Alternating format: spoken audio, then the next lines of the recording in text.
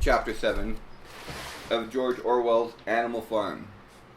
Animal Farm! Dude, doesn't that character on the front kind of look like Trump? Or like Putin? Or, I don't know, any neo-fascist, oligarchical, aristocratic, global elitist world leader? That's them right there. It was a bitter winter.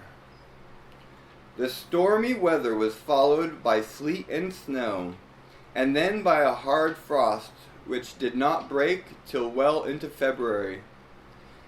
The animals carried on as best as they could with the rebuilding of the windmill, well knowing that the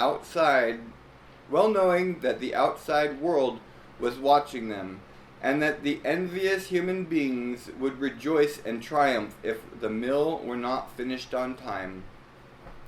Out of spite, the human beings pretended not to believe that it was Snowball who had destroyed the windmill.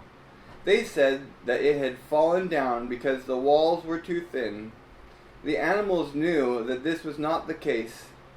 Still, it had been decided to build the walls 3 feet thick this time instead of 18 inches as before, which meant collecting much larger quantities of stone. For a long time, the quarry was full of snowdrifts, and nothing could be done. Some progress was made in the dry, frosty weather that followed, but it was cruel work, and the animals could not feel so hopeful about it as they had before. They were always cold, and usually hungry as well.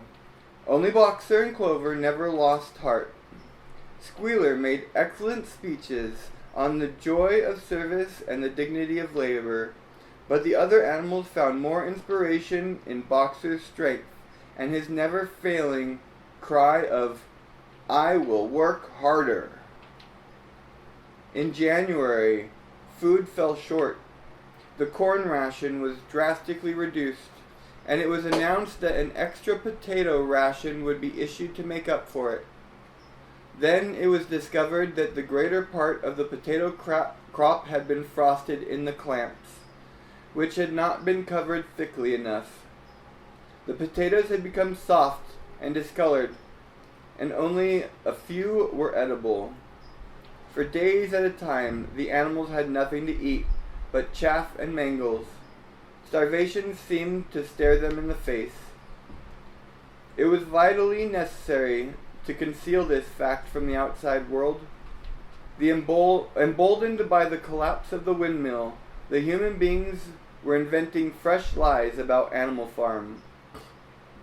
Once again, it was being put about that all the animals were dying of famine and disease, and that they were continually fighting among themselves and had resorted to cannibalism and infanticide. Napoleon was well aware of the bad results that might follow if the real facts of the food situation were known, and he decided to make use of Mr. Whymper to spread a contrary impression. Hitherto the animals had had little or no contact with Whymper on his weekly visits. Now, however, a few selected animals, mostly sheep, were instructed to remark casually in his hearing that rations had been increased. In addition, Napoleon ordered the almost empty bins in the store shed to be filled nearly to the brim with sand, which was then covered up with what remained of the grain and meal. On some suitable pretext, Whymper was led through the store shed and allowed to catch a glimpse of the bins. He was deceived and continued to report to the outside world that there was no food shortage on Animal Farm. Nevertheless, toward the end of January, it became obvious that it would be necessary to produce some more grain from somewhere. In these days, Napoleon rarely appeared in public, but spent all his time in the farmhouse, which was guarded at each door by fierce-looking dogs. When he did emerge, it was in a ceremonial manner, with an escort of 6 dogs, who closely surrounded him and growled if anyone came too near. Frequently he did not even appear on Sunday mornings, but issued his orders through one of the other pigs, usually Squealer.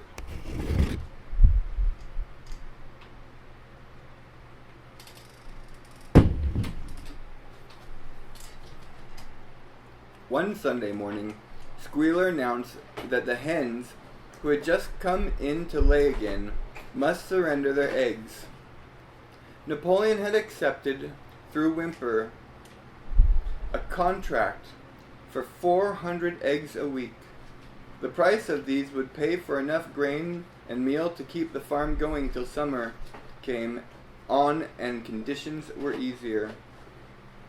When the hens heard this, they raised a terrible outcry. They had been warned earlier that this sacrifice might be necessary, but had not believed that it would really happen. They were just getting their clutches ready for their spring sitting, and they protested that to take the eggs away now was murder. For the first time since the expulsion of Jones, there was something resembling a rebellion. Led by 3 young black Minorca pullets, the hens made a determined effort to thwart Napoleon's wishes. Their method was to fly up to the rafters, and there lay their eggs, which smashed to pieces on the floor. Napoleon acted swiftly and ruthlessly. He ordered the hens' rations to be stopped, and decreed that any animal giving so much as a grain of corn to a hen should be punished by death. The dogs saw to it that these orders were carried out. For 5 days the hens held out.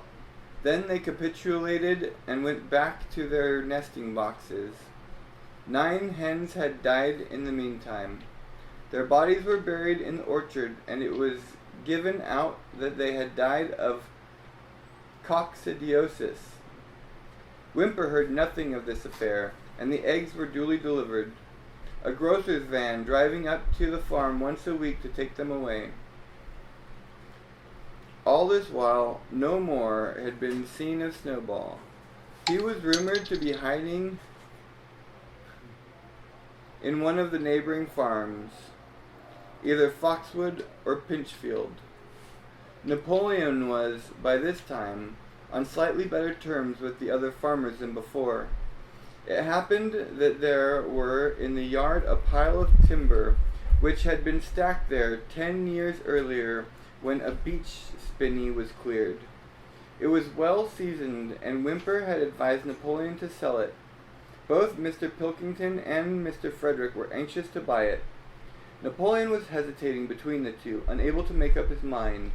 It was noticed that whenever he seemed on the point of coming to an agreement with Frederick, Snowball was declared to be hiding at Foxwood, while when he inclined towards Pilkington, Snowball was said to be at Pitchfield. Suddenly, early in the spring, an alarming thing was discovered. Snowball was frequently the farm by night. The animals were so disturbed that they could hardly sleep in their stalls. Every night, it was said, he came creeping in under cover of darkness and performed all kinds of mischief. He stole the corn, he upset the milk pails, he broke the eggs, he trampled the seed beds, he gnawed the bark off the fruit trees. Whenever anything went wrong, it became usual to attribute it to Snowball. If a window was broken or a drain blocked up, someone was certain to say that Snowball had come in the night and done it. And when the key of the store shed was lost, the whole farm was convinced that Snowball had thrown it down the well. Curiously enough, they went on believing this even after the mislaid key was found under a sack of meal.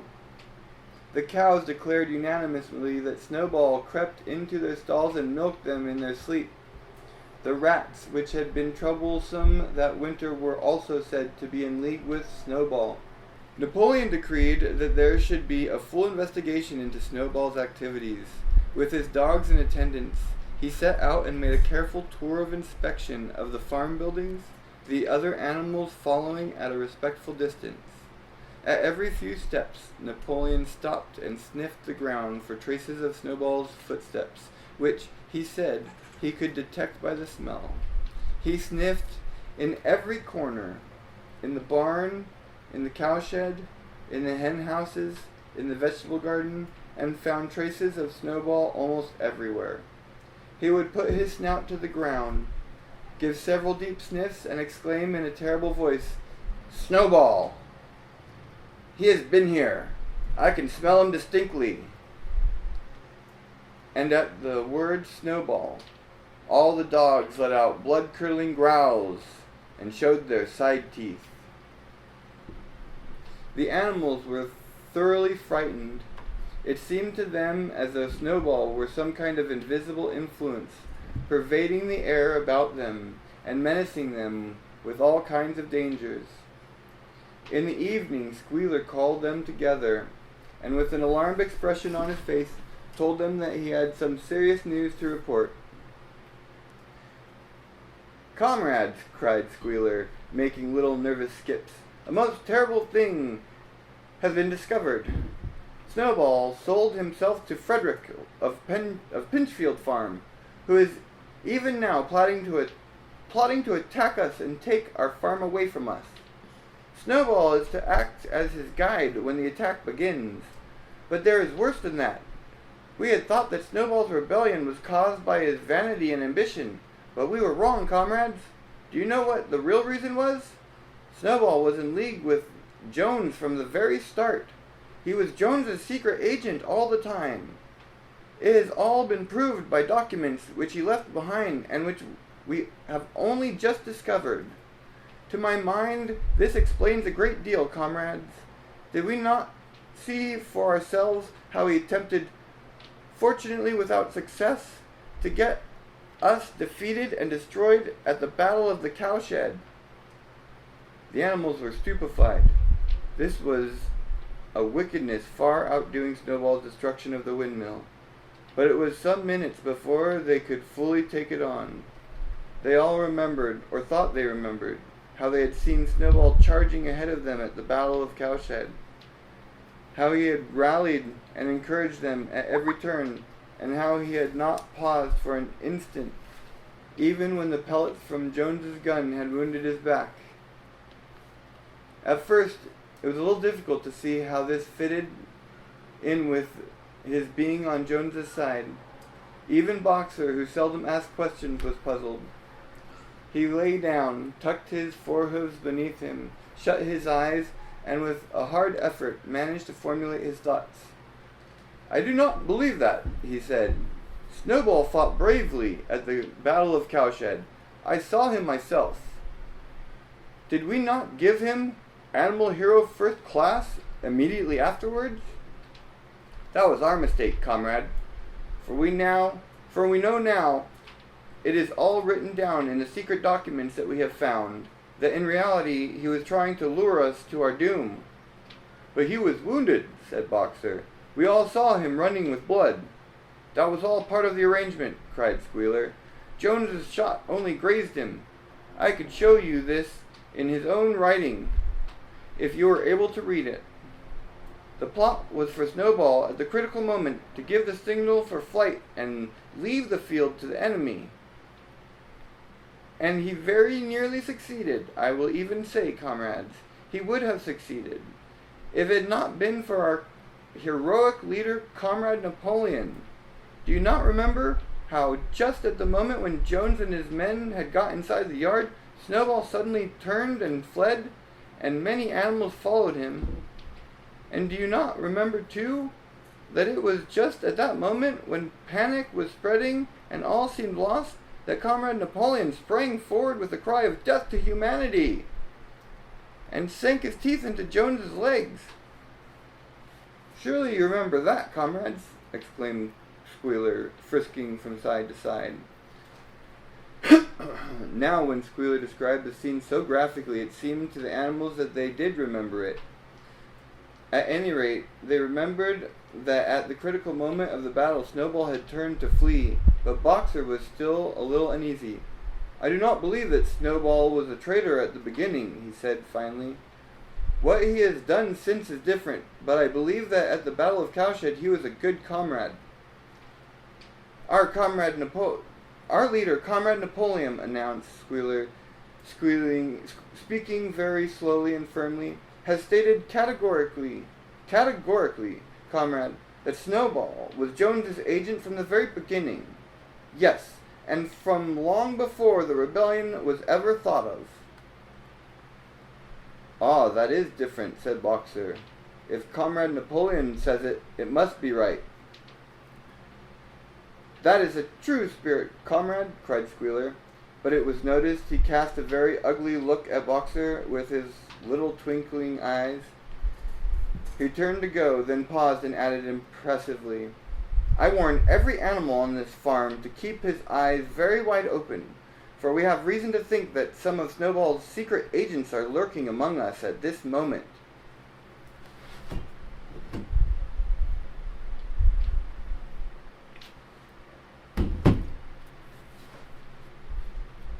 Four days later, in the late afternoon, Napoleon ordered all the animals to assemble in the yard. When they were all gathered together, Napoleon emerged from the farmhouse, wearing both his medals, for he had recently awarded himself Animal Hero First Class and Animal Hero Second Class, with his 9 huge dogs frisking around him and uttering growls that sent shivers down the animals' spines. They all cowered silently in their places, seeming to know in advance that some terrible thing was about to happen. Napoleon stood surveying his audience. Then he uttered a high-pitched whimper. Immediately the dogs bounded forward, seized 4 of the pigs by the ear, and dragged them, squealing with pain and terror, to Napoleon's feet. The pigs' ears were bleeding. The dogs had tasted blood, and for a few moments they appeared to go quite mad. To the amazement of everybody, 3 of them flung themselves upon Boxer. Boxer saw them coming and put out his great hoof, caught a dog in mid-air, and pinned him to the ground. The dog shrieked for mercy, and the other 2 fled with their tails between their legs. Boxer looked at Napoleon to know whether he should crush the dog to death or let it go. Napoleon appeared to change countenance and sharply ordered Boxer to let the dog go, whereat Boxer lifted his hoof, and the dog slunk away bruised and howling. Presently the tumult died down. The 4 pigs waited trembling, with guilt written on every line of their countenances. Napoleon now called upon them to confess their crimes. They were the same 4 pigs as had protested when Napoleon abolished the Sunday meetings. Without any further prompting, they confessed that they had been secretly in touch with Snowball ever since his expulsion, that they had collaborated with him in destroying the windmill, and that they had entered into an agreement with him to hand over Animal Farm to Mr. Frederick. They added that Snowball had privately admitted to them that he had been Jones's secret agent for years past. When they had finished their confessions, the dogs promptly tore their throats out, and in a terrible voice Napoleon demanded whether any other animal had anything to confess. The 3 hens, who had been the ringleaders in the attempted rebellion over the eggs, now came forward and stated that Snowball had appeared to them in a dream and incited them to disobey Napoleon's orders. They too were slaughtered. Then a goose came forward and confessed to having secreted 6 ears of corn during the last year's harvest and eaten them in the night. Then a sheep confessed to having urinated in the drinking pool, urged to do this, so she said, by Snowball, and 2 other sheep confessed to having murdered an old ram, an especially devoted follower of Napoleon, by chasing him round and round a bonfire when he was suffering from a cough. They were all slain on the spot, and so the tale of confessions and executions went on, until there was a pile of corpses lying before Napoleon's feet, and the air was heavy with the smell of blood, which had been unknown there since the expulsion of Jones. When it was all over, the remaining animals, except for the pigs and dogs, crept away in a body. They were shaken and miserable. They did not know which was more shocking, the treachery of the animals who had leagued themselves with Snowball, or the cruel retribution they had just witnessed. In the old days there had often been scenes of bloodshed equally terrible, but it seemed to all of them that it was far worse now that it was happening among themselves. Since Jones had left the farm until today, no animal had killed another animal. Not even a rat had been killed. They had made their way onto the little knoll where the half-finished windmill stood, and with one accord they all lay down as though huddling together for warmth. Clover, Muriel, Benjamin, the cows, the sheep, and a whole flock of geese and hens. Everyone, indeed, except the cat, who had suddenly disappeared just before Napoleon ordered the animals to assemble. For some time nobody spoke. Only Boxer remained on his feet. He fidgeted to and fro, swishing his long black tail against his sides and occasionally uttering a little whinny of surprise. Finally he said, "I do not understand it. I would not have believed that such things could happen on our farm. It must be due to some fault in ourselves. The solution, as I see it, is to work harder. From now onwards, I shall get up a full hour earlier in the mornings." And he moved off at his lumbering trot and made for the quarry. Having got there, he collected 2 successive loads of stone and dragged them down to the windmill before retiring for the night. The animals huddled about Clover, not speaking. The knoll where they were lying gave them a wide prospect across the countryside. Most of Animal Farm was within their view.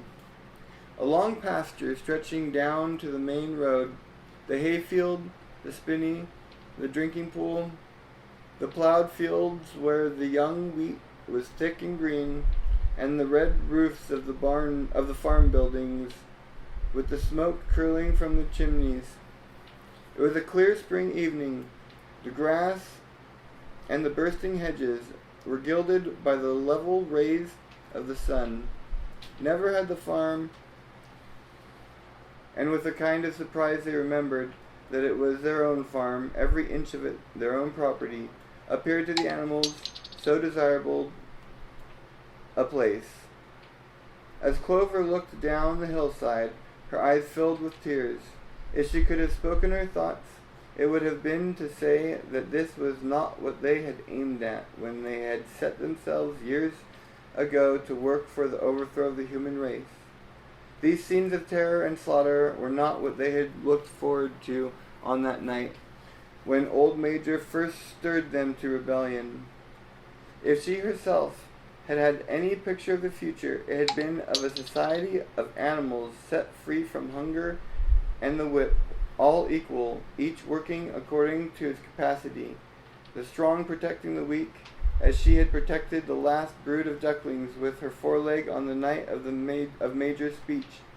Instead, she did not know why, they had come to a time when no one dared to speak his mind, when fierce growling dogs roamed everywhere, and when you had to watch your comrades torn to pieces after confessing to shocking crimes. There was no thought of rebellion or disobedience in her mind.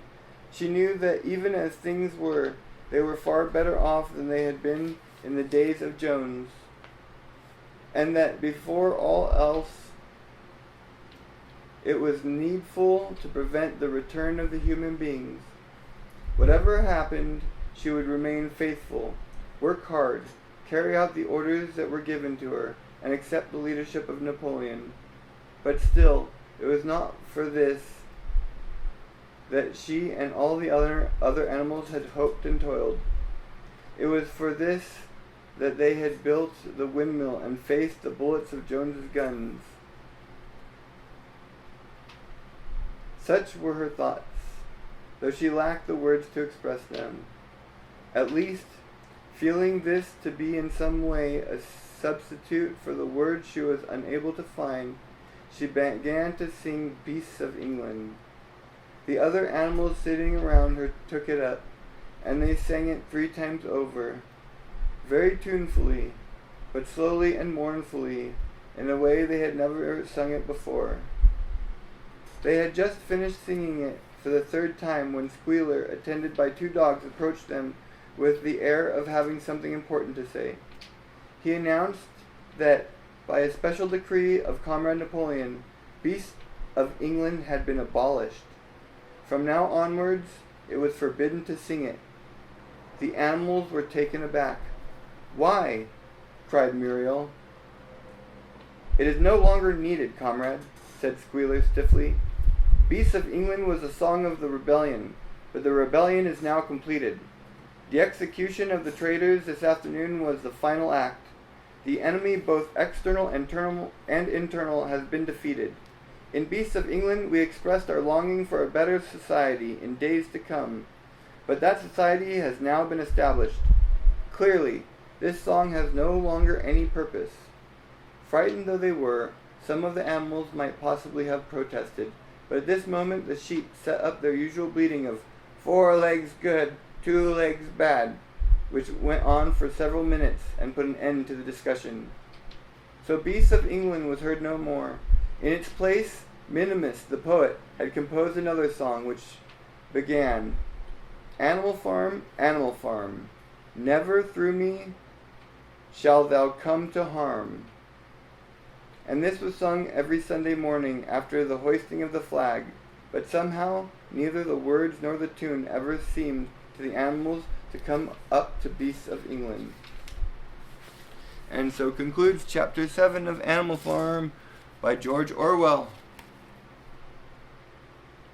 Hope you guys enjoyed.